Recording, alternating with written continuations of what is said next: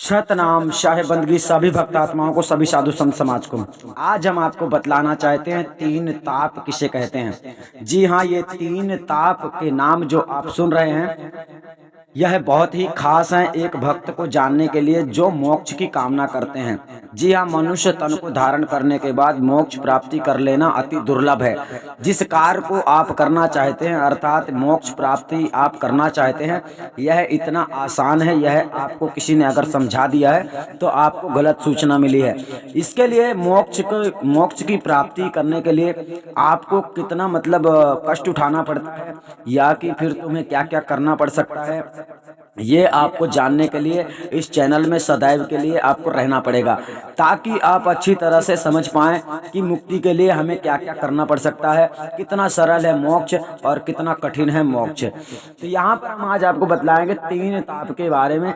जी हाँ, तीन ताप का जिक्र आया है और तीन ताप से सारा संसार जल रहा है। ठीक है, अर्थात सारे संसार को दुख प्राप्त हो रहा है। यानी इस संसार में केवल मनुष्य ही दुख नहीं भोग रहा है, बल्कि हर जीव प्राणी, यहाँ तक कि देवी देवता भी दुख को भोगते हैं। अर्थात देवी देवताओं का दुख भी यही है जो बंदिश में रहते हैं महानिरंजन के। ठीक है, तो अब यहाँ पर आपको समझना है कि जब देवी देवता भी दुखी हैं तो मनुष्य तो साधारण सी चीज है, जैसे पशु जीवात्माएं संसार में बहुत सारे हैं और इसी प्रकार से मनुष्य भी दुखी रहता है। तो यहाँ पर समझते हैं कि दुख से छूटने का नाम ही मुक्ति है। यानी कि सारे दुखों से तभी तुम छूटोगे जब इस संसार के आवागमन से मुक्त हो जाओगे। इस बात को समझना बड़ा ही दुर्लभ है।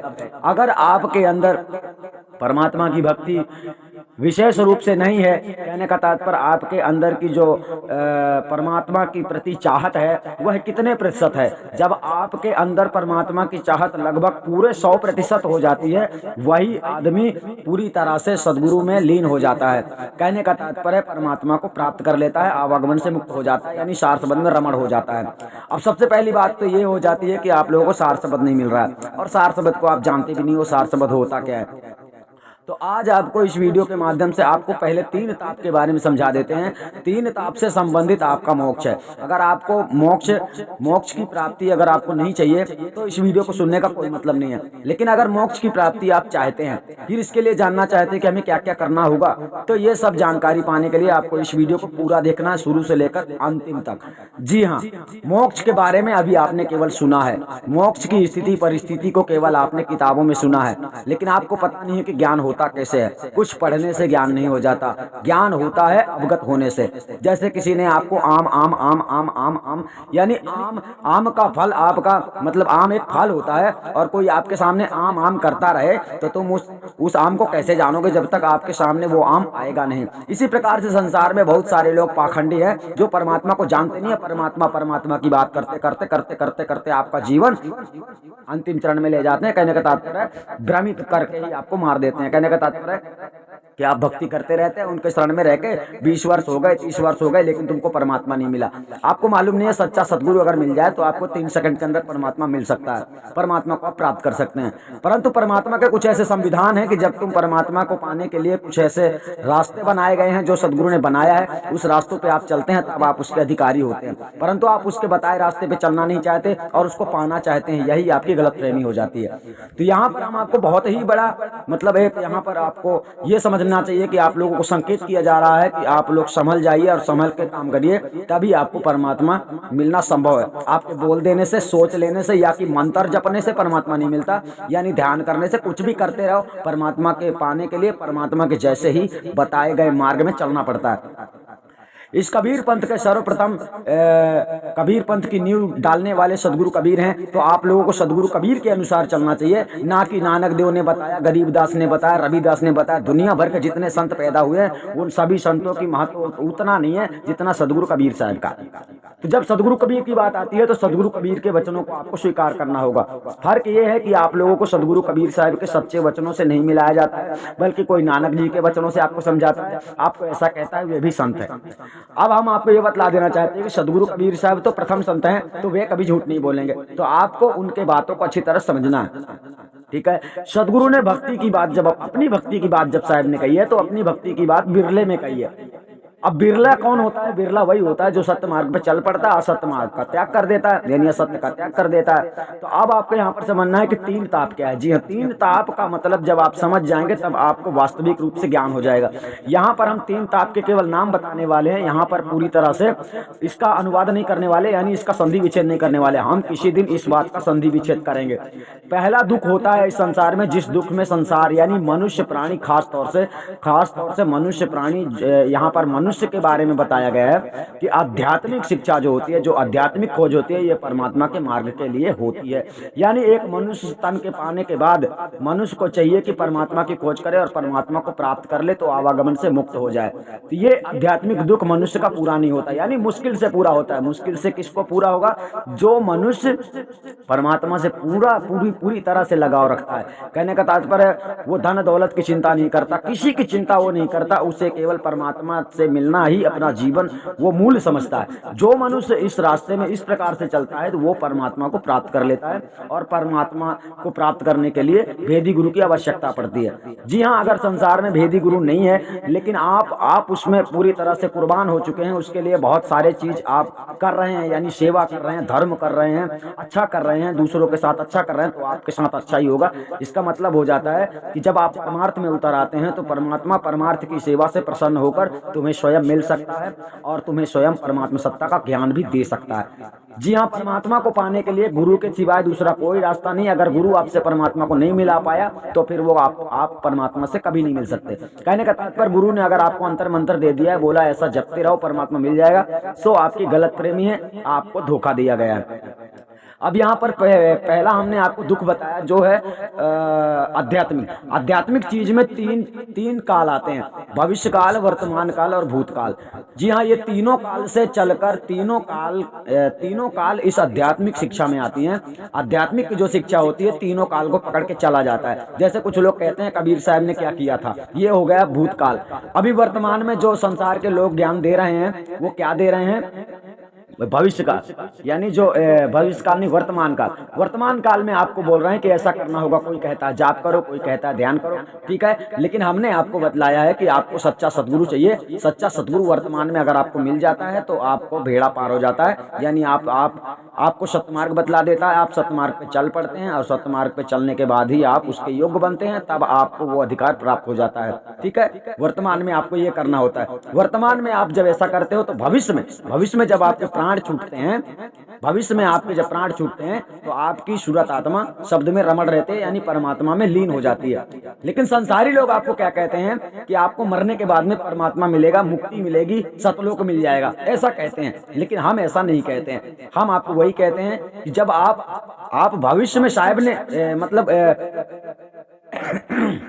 मतलब कि सदगुरु ने पहले क्या कहा था वो वास्तविकता हम आपको सही बतलाते हैं।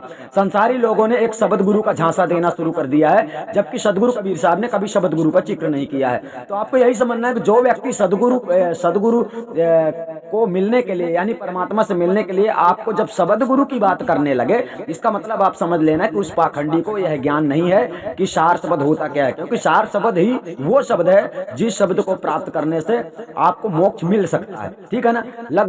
क्या कहने का तात्पर्य, जब किसी चीज को जानोगे तभी तो उसको पहचानोगे, जब उसको पहचानोगे तभी आप उसमें विलीन हो सकते हो, परंतु आप जानते ही नहीं हो, फिर कैसे विलीन हो जाओगे। तो यहाँ पर बात होती है आध्यात्मिक शिक्षा जो होती है भूतकाल, भविष्य काल और वर्तमान काल, तीनों में चलकर ये प्राप्त होती है। लेकिन अगर आपको अध्यात्म में भटका दिया गया, यानी आपके आचरण गलत हैं, आपके अंदर छल कपट है, तो आप आध्यात्मिक में पास नहीं हो सकते। अगर आप अध्यात्म शिक्षा में पूरी तरह से कुर्बान है परमात्मा के ऊपर, तभी आप उसके काबिल होते हैं, उसके ज्ञान को पाने के काबिल होते हैं। ठीक है, जब तक आपकी आध्यात्मिक शिक्षा पूरी नहीं होती तब तक आप इस दुख से छूट नहीं सकते। कहने का मतलब परमात्मा नहीं मिलने वाला।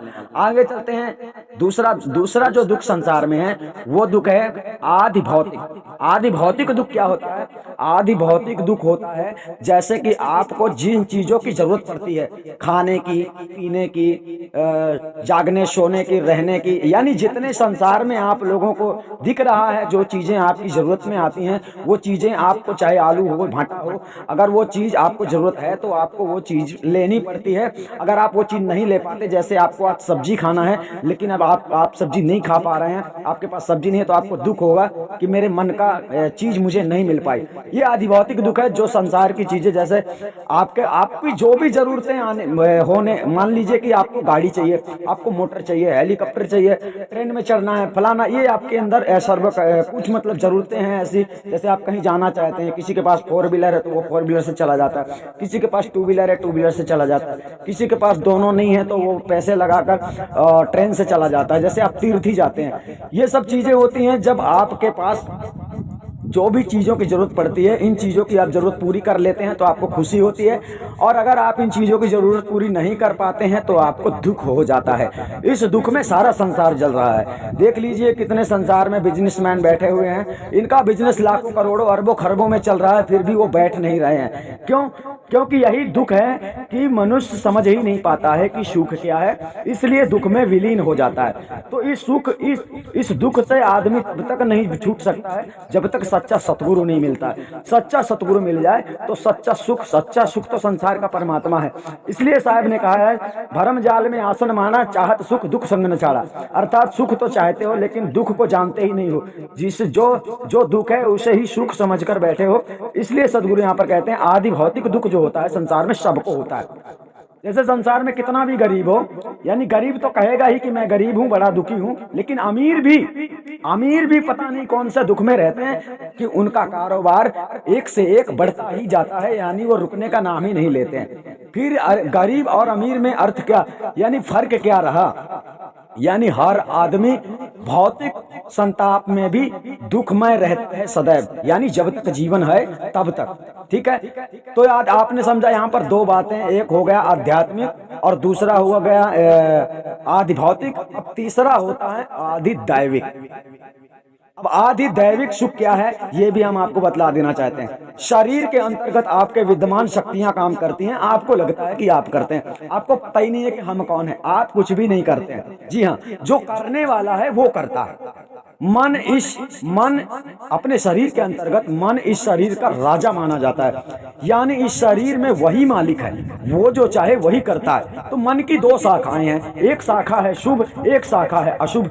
अशुभ शाखाएं 84 की ओर ले जाती हैं और शुभ शाखा सत्पुरुष परमात्मा की ओर ले जाती है। आपको यही नहीं पता है शुभ विचार क्या है, अशुभ विचार क्या है। अगर आपके शुभ विचार होते हैं तो सभी देवी देवता जितने शरीर के अंतर्गत अपना काम करते हैं, यानी जो शरीर के अंतर्गत जितनी इंद्रियां हैं, आप ये मत समझो कि हम कर रहे हैं, तुम्हें पता ही नहीं है कि तुम इंद्री भी नहीं हो, मन भी नहीं हो, बुद्धि भी नहीं हो, तुम जो हो वो अपने स्वरूप को जानते नहीं हो। इसलिए सदगुरु ने सबसे अलग अपना आत्म स्वरूप ज्ञान भक्तों को करवाया है। तो अब जो आदि दैविक जो दुख मनुष्य को मिलता है ये बड़ा कष्टदायी है। इन तीनों दुखों से छुड़ाने वाला सदगुरु बंदी छोड़ जो सत्यमार्ग देता है, उस सत्यमार्ग में चलने से जब आप लोग कांपते हैं, यानी आप लोग उसके बताए मार्ग पे चल नहीं सकते हैं, तो फिर तो मुक्ति पालोगे, ये आप लोगों का भ्रम ही है। आदि दैविक और आदि भौतिक और आध्यात्मिक का हम संधि विच्छेद करके जिस दिन विस्तार करेंगे आपको अच्छी तरह से समझ में आ जाएगा। इस प्रकार से एक वाणी में साहब ने कहा है, बड़े आसान तरीके से समझाया है कि सब जग जलता देखिए अपनी अपनी आग, यानी अपनी ही अपनी आग में आप लोग अपनी ही अपनी जरूरतों को पूरी करने में लगे रहते हैं और यही जरूरत पूरी करते करते जल जाते हैं। कहने का मतलब है अपना मनुष्य तन पाकर भी खो देते हैं, अर्थात इसको सार्थक नहीं करते हैं। इसका मतलब होता है दुख में जल जाना। ठीक है, जिस प्रकार पतंगा दीपक की लौ को देखकर दीपक की ओर जाता है और उसी में बैठ जाता है, वो जल जाता है। इसी प्रकार मनुष्य को दिखाई नहीं पड़ता है कि सुख क्या है और दुख क्या है, यानी दुख की ओर भागता है और सुख की ओर नहीं जाता है। अब आपको सुख मालूम ही नहीं है कि सुख 7 दीप 9 खंड में प्राणी गुरु से बढ़ाना कोई। आप लोगों ने ये नहीं समझा है कि गुरु ही सब कुछ है इस मार्ग के लिए, यानी मोक्ष के लिए, मुक्ति के लिए। तो गुरु ही आपको वर्तमान में आपको सही मार्ग में चलाता है, वर्तमान में आपके जीवन को सुधार देता है। और ऐसे गुरु को पाने के लिए साहब ने कहा है, शीश दिए जो गुरु मिला है तो भी सस्ता जान। लेकिन आप लोगों को समझ में नहीं आता है। सदगुरु कबीर साहब ने बहुत गहरे तरीके से समझाया है कि सब जग जलता देखिए अपनी अपनी आग, और ऐसा कोई ना मिला जासे रहिए लाग। यहाँ पर सदगुरु कबीर साहब अपने ही बारे में कहते हैं कि संसार में मुझे ऐसा कोई नहीं मिल रहा है जिसके साथ मैं रहूं। समझ रहे हो बात को, यानी जिसके साथ मैं रह सकूं, यानी जो मेरे साथ रह सकता है, ऐसा कोई मेरे को नहीं दिख रहा है। तो सदगुरु कबीर साहब के बताए ज्ञान में जो चल पड़े तो वो सदगुरु कबीर के साथ रह सकता है। कहने का मतलब परमात्मा में रमण हो सकता है, मोक्ष प्राप्त कर सकता है, आवागमन से मुक्त हो सकता है। अब आप लोग उनके संविधान में हस्तक्षेप करेंगे, यानी आप सोचेंगे कि नहीं नहीं ऐसा नहीं होना चाहिए, ऐसा होना चाहिए, तो फिर आप सोच लीजिए कि आप कितने बड़े ज्ञानी हैं, कितने बड़े विवेकी हैं। इस संसार में ऐसा कोई भी ज्ञानी नहीं है जो सदगुरु की मर्यादा को लांघ कर मोक्ष प्राप्त कर ले। यानी कितनी भी चतुराई कर लो, खूब धन बचा लो, दौलत बचा लो, खूब फड़फड़ा लो, कुछ नहीं होने वाला है। क्योंकि जैसा संविधान, समस्त सृष्टि जगत सब कुछ संविधान से चल रहा है, इसलिए आपको सबसे पहले साहिब का संविधान पकड़ना होगा। अगर आप मोक्ष के लिए तड़प रहे हैं तो अगर आप खेल समझते हैं मोक्ष को, भक्ति को, तो आप खेल समझिए, आपका जीवन खिलवाड़ हो जाएगा, यानी कि कुछ भी हाथ नहीं लगेगा। सदगुरु ने कई चीजों के लिए मतलब रोका है कि आपको पक्षपात नहीं करना है, आपको सत्य का साथ नहीं छोड़ना है, यानी कि आपको ईर्षा नहीं करना, अहंकार नहीं करना, घृणा नहीं करना, कई सारी चीजें साहब ने बतलाई हैं। लेकिन तुम्हारे अंदर क्या क्या है पहले ये देख लो, अपने अंदर झांक कर देख लो। यानी अपने अंदर आप पहले झांक लो, क्या आप उस काबिल हो गए हो? किताब के पन्नों में वो ज्ञान नहीं है जिस ज्ञान को पढ़कर मनुष्य कृतार्थ हो सकता है, यानी कि मोक्ष हो सकता है, असंभव है। किताब में ऐसा कोई ज्ञान नहीं है जिस ज्ञान को पढ़कर मनुष्य कृतार्थ हो जाए। मनुष्य के पास, यानी आपको ये समझना है कि विवेक शक्ति बहुत कम लोगों में होती है, बहुत कम। वही साहब ने कहा, मानुष मानुष सबे काम है, मानुष बुद्धि कोई बिरला पाम है। यानी मनुष्य की तरह विचार करने वाला मनुष्य जब अपने धर्मों को समझ लेता है, मनुष्य जब अपने कर्मों को समझ लेता है, मनुष्य जब अपने जीवन के उद्देश्य को पूरा करने में लग जाता है, तो वह मनुष्य अपने जीवन के उद्देश्य यानी मोक्ष गति को प्राप्त होता है। लेकिन मनुष्य जब अपने शुभ कर्मों को नहीं जानता, इसलिए उसे सदगुरु की शरण में जाना पड़ता है। तो जो व्यक्ति अपने जीवन का उद्देश्य समझ लेता है, वो तो बचपन से ही सदगुरु की खोज में लग जाता है, यानी परमात्मा की खोज में लग जाता है। जब परमात्मा की खोज में चलोगे, जब तुमने सारा जीवन ही उसमें अर्पण कर दिया, तो फिर अगर हम तुमको कहें कि तुम्हें ऐसा काम करना है, तब तुमको परमात्मा मिलेगा। अब ये आपकी परीक्षा हो सकती है। अगर आपने उस काम को करने के लिए मना कर दिया, तो दूसरा आदमी जो गुरु होता है वह कह देगा तुम्हें, मान लीजिए कि अब तुमको परमात्मा नहीं मिलेगा, क्योंकि तुम परमात्मा के लिए इतना भी काम नहीं करना चाहते हो, तुम कर ही नहीं सकते हो, करना नहीं चाहते हो। यहाँ पर कई सारी चीजें आती है। तो सदगुरु के जो संविधान बताया गया, वो संविधान में चलकर ही कोई मनुष्य मोक्ष गति को प्राप्त हो सकता है। यहाँ पर 3 ताप का केवल नाम बताया गया है, आदि भौतिक और आदि दैविक और आध्यात्मिक। इन तीनों का विस्तार पूर्वक हम संधि विच्छेद करके किसी वीडियो में अलग अलग प्रकार से बताएंगे कि आध्यात्मिक का सही मतलब क्या होता है, और आदि भौतिक का सही मतलब क्या होता है, और आदि दैविक का सही मतलब क्या होता है। यहाँ पर हमने छोटे मतलब सूक्ष्म शब्दों में आपको समझा दिया है, शायद आप लोग समझ नहीं पाए होंगे, लेकिन हम तुमको जब विस्तार पूर्वक इसका पूरा डिटेल समझाएंगे कि हकीकत क्या है, जो विस्तार पूर्वक है। साहब ने यानी छोटी कम शब्दों में बहुत सारी जानकारी दे दी है, पर आप लोग नहीं समझे तो उसमें हम क्या करें। यानी आपको अगर कोई भी इस संसार में ज्ञानी ऐसा बोलता है ये शब्द जपने से मुक्ति मिल जाएगी, तो आपकी गलत फहमी है। जब तक आपकी करनी गरनी रहनी गहनी नहीं सुधारते, तब तक आप मोक्ष गति को प्राप्त नहीं कर सकते। यह कल्पना आपके अंदर से आपको मिटा देना चाहिए। कहने का तात्पर्य है, जैसा सदगुरु ने बतलाया है उसी संविधान के अनुसार आदि अनादि मुक्ति पंथ में आपको जोड़ा जाता है, और आदि अनादि मुक्ति पंथ में आपको शिक्षा मिलती है। और अगर आदि अनादि मुक्ति पंथ में अगर आप एक बार विश्वास कर लिया कि सदगुरु परमात्मा मुझे यहाँ से मिल जाएगा, तो निश्चित आप लोग जब बताए मार्ग पे चल पड़ोगे तो आपको परमात्मा की प्राप्ति निश्चित रूप से होगी, यानी आवागमन से आप मुक्त हो जाओगे। ऐसा तभी होगा जब गुरु के बताए मार्ग पे चलोगे।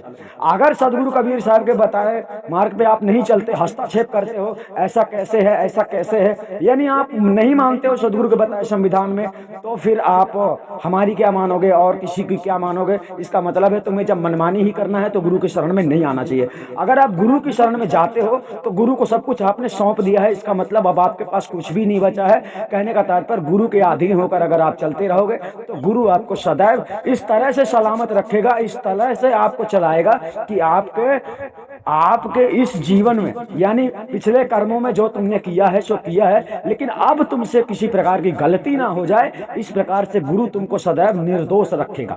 इसी को कहते हैं कि कर्म करे और रहे अकर्मी, कर्म करे और रहे अकर्मी, इसी को कहा गया है। इस संसार में जब तुम रहते हो रहकर कर्म तो करना ही पड़ेगा, परंतु तुम अकर्मी रहते हो। कहने का मतलब तुम्हारे कर्मों में किसी प्रकार का दोष नहीं लगता है, यानी आप सत्य पे चल पड़ते हो, सत्य कर्म की कमाई करते हो और सतनाम की कमाई करते हो। जब आप ऐसा करने लगते हो तभी आप निर्दोष हो जाते हो, और जो निर्दोष होता है ना वो बरी हो जाता है, उसे कोई भी दुनिया की ताकत सजा नहीं दे सकती है। सजा नहीं देने का मतलब यही है कि जब आप गलती नहीं करोगे, जब आप किसी के गुनहगार नहीं हो, तो फिर आप सजा के अधिकारी भी नहीं होते हो। इसका मतलब तुम्हें बरी कर दिया जाएगा, तुम्हें छोड़ दिया जाएगा। आप लोग यहाँ पर समझ गए होंगे कि तीन ताप क्या है, और तीन ताप आपको मेन पॉइंट नाम बताया गया है। अभी आपको इसका विस्तार नहीं समझाया गया है। विस्तार समझाने के लिए हम आपको फिर कभी अगले वीडियो में यानी बताएंगे कि आध्यात्मिक का पूरा रहस्य समझाएंगे, आदि भौतिक का पूरा रहस्य समझाएंगे और आदि दैविक का पूरा रहस्य समझाएंगे। ये पूरा शरीर यानी आपको पूरा ज्ञान होते होते जिस समय पूरा ज्ञान हो जाएगा तो ये पूरा शरीर आपको खोखला लगने लगेगा, लेकिन आपको अभी ऐसा नहीं लगता। आपको ऐसा लगता है कि मैं हूँ, मैं बड़ा ज्ञानी हूँ, मैं बहुत कुछ समझ गया हूँ और मैं बड़ा जानकार हूँ, मैं परमात्मा को खोज लूंगा। इसीलिए आप लोग ध्यान करते रहते हैं। ऐसे पाखंडी गुरुओं के बातों में आकर शब्द गुरु का खोज करते हैं, जिसके बारे में सदगुरु ने कभी बताया ही नहीं। यानी सदगुरु कबीर साहब ने कभी शब्द गुरु की बात नहीं की। साहब ने कहा है भेदी गुरु, भेदी गुरु के साथ ले वस्तु हाथ की हाथ। आपको भेदी गुरु नहीं मिल रहा, वस्तु कहां से मिलेगी जिसकी आप खोज में घूम रहे हो। कहने का तात्पर्य आपको जब तक भ्रमित किया जाएगा, जब तक आप भ्रमित रहोगे तब तक आपको सत्य मिलेगा ही नहीं। तो सबसे पहली बात है कि आप अगर इस चैनल में आ गए हो तो आप हमेशा के लिए आ जाइए, ज्ञान को समझते रहिए। भक्ति ना करना हो तो मत करना, मगर ये है कि अपना समय व्यर्थ मत गमाओ। कहने का तात्पर्य भक्ति के नाम पे नौटंकी मत करो। आपको भक्ति करना है तो पहले उसके संविधान को समझ लो। संविधान को समझना बड़ा जरूरी है, बहुत ही कठिन है उस सदगुरु के संविधान में चलना। जब ये कठिन जीवन अपना ये मनुष्य तन जब तुम परमात्मा के चरणों में समर्पित कर दोगे तभी संभव है कि तुम्हें मोक्ष मिल जाए। समर्पित करने का मतलब ये होता है कि जब तुम समर्पित कर दोगे तब मनमानी नहीं करोगे, वही करोगे जो तुम्हें गुरु बताएगा। और गुरु तुम्हारा सच्चा पिता होता है, गुरु तुम्हारा सच्चा प्रेमी होता है जो तुम्हें गलतियों से बचाता है। पर आप गलती करोगे, गलती करने पर आपको आपके भाई लोग भी नहीं बचाएंगे, आपके मित्र लोग भी नहीं बचाएंगे, आपका स्वयं का पिता जिसने जन्म दिया है वो भी नहीं बचा पाएगा, क्योंकि आपने कुछ गलत किया है तो आपको जेल जाना ही पड़ेगा। चाहे इस थाने में देख लो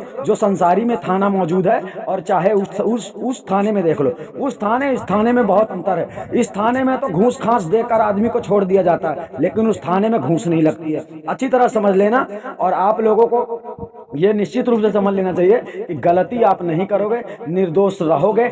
अब गलत क्या है और सही क्या है यही बात आप लोगों को पता नहीं है। इसलिए आदि अनादि मुक्ति पंथ से एक बार आप संविधान को जान लो कि हमें सदगुरु का संविधान बतला दो। इसके बाद में आप भक्ति करना चाहे ना करना ये आपकी मर्जी है। हम आपको अपनी मर्जी से शिक्षा नहीं दे रहे, जो सदगुरु कबीर साहब का आदेश है वही शिक्षा हम आपको आदि अनादि मुक्ति पंथ से दे रहे हैं। और मोक्ष की रही बात संसार में, इस संसार में कहीं भी ऐसी कोई भी गद्दी नहीं है जो संसार में इस प्रकार का नियम लगाकर, यानी जो नियम आपको आदि अनादि मुक्ति पंथ में बताया जाता है वो नियम इस संसार में कोई भी अभी किसी भी गद्दी में नहीं दे रहा है। और अगर इस संविधान को जिसने अपनी गद्दी में नहीं लगाया है, आपको समझ लेना वो आपको संविधान में सदगुरु के नहीं चला रहा है, वो मनमर्जी आपको शिक्षा दे रहा है, ज्ञान दे रहा है, जो भी दे रहा है। मतलब आपको परमात्मा से कोई नहीं मिला सकता इस संसार में।